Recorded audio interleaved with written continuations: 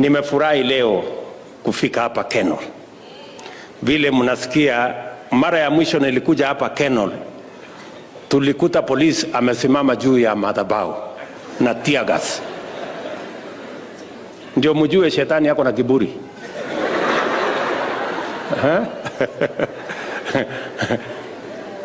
Huyo shetani alikuwa amemea pembe sana hapa Kenya.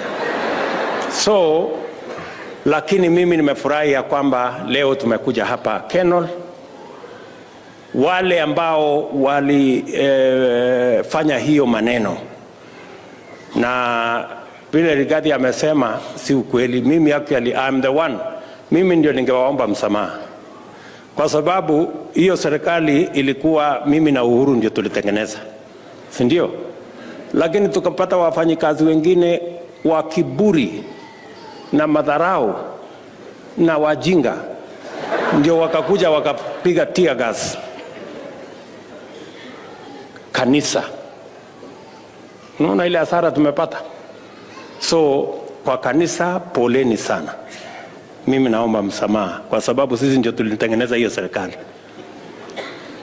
Lakini wale walifanya hiyo mambo ya aibu, Mungu amewashusha na Mungu amewanyenyekeza, na saa hizi wanajuta mahali walipo, ili wajue ya kwamba kuna Mungu mbinguni na hakuna nafasi, vile Deputy President amesema, hakuna nafasi tena itafanyika katika taifa letu la Kenya ya kwamba tear gas itatupwa kanisani.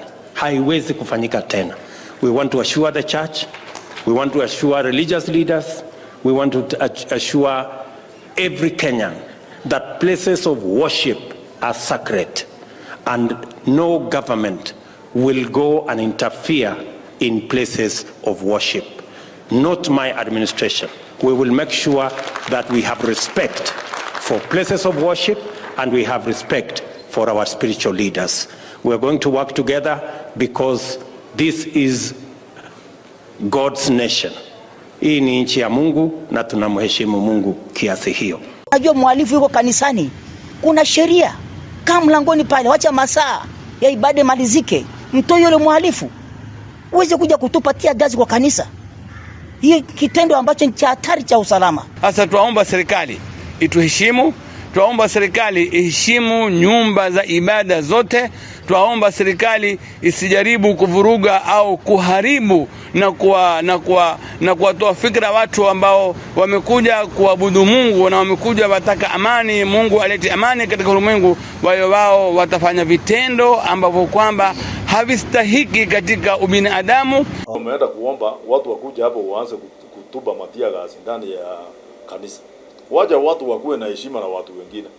Freedom of association waje kuwe, freedom of speech waje. Nchi hawana imani na serikali sababu the police officers ambao wako na responsibility katika katiba yetu to protect life na ku protect property, au ndio wamekuwa katika frontline violating the same human rights they are supposed to be protecting. It is not possible that we are going to watch our constitutional rights of right to worship and freedom of worship being negated by this regime.